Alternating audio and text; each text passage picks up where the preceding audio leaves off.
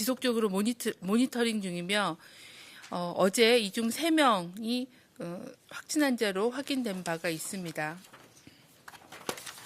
다음으로는 확진 환자의 역학조사의 경과를 말씀을 드리겠습니다.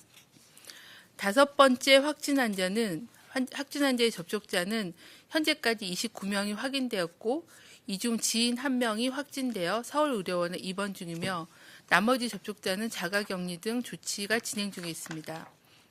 중입니다. 환자는 증상 발현 후 버스 등을 이용하여 음식점, 슈퍼마켓, 웨딩숍 등을 방문하였고 장시간 체류한 버스와 음식점, 슈퍼마켓 등에 대한 환경 소독은 완료하였습니다. 상세한 동선은 부침을 참조해 주시길 바랍니다.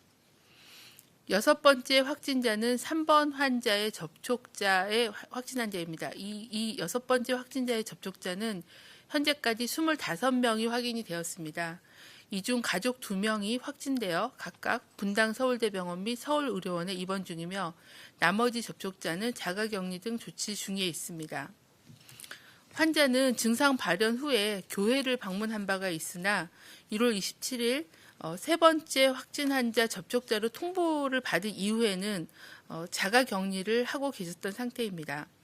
환자가 머무른 집과 교회 등에 대해서는 환경소독을 완료하였습니다.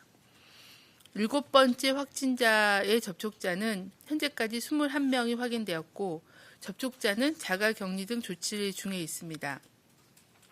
환자는 증상 발현 이후에 주로 자택에 머물렀던 것으로 확인되며 추가 조사가 진행 중입니다. 참고로 말씀드리면 접촉자는 동거가족 2명이었고 환자의 발병일 이전에 접촉한 일상 접촉자가 19명이 반영되어 있는 상태입니다. 9번째 확진자는 1월 21일 중국 우한 체류 중에 근육통의 증상이 발생하였습니다. 증상 발현 이후 방문한 장소 및 접촉자에 대해서는 조사가 진행 중입니다.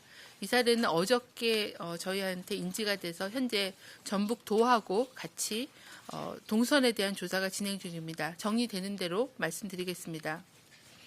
9번째 확진자는 5번째 확진자의 접촉자로 1월 30일 접촉자로 통보받았으며 증상 발현 이후에는 자택에 머물렀다고 하였습니다.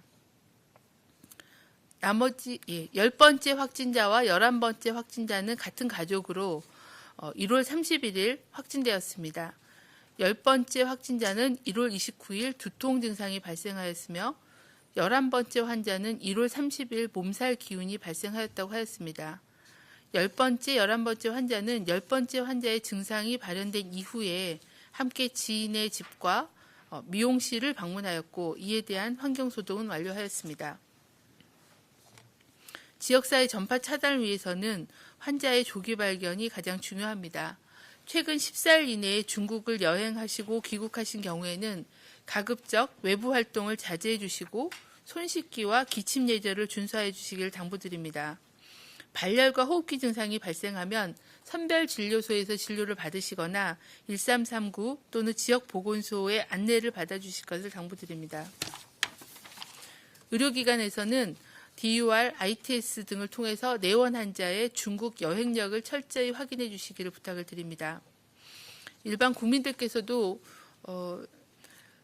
호흡기 감염병의 예방을 위해서 손 씻기와 기침 예절 준수 등 일상생활에서의 감염병 예방 수칙을 지켜주실 것을 당부드립니다.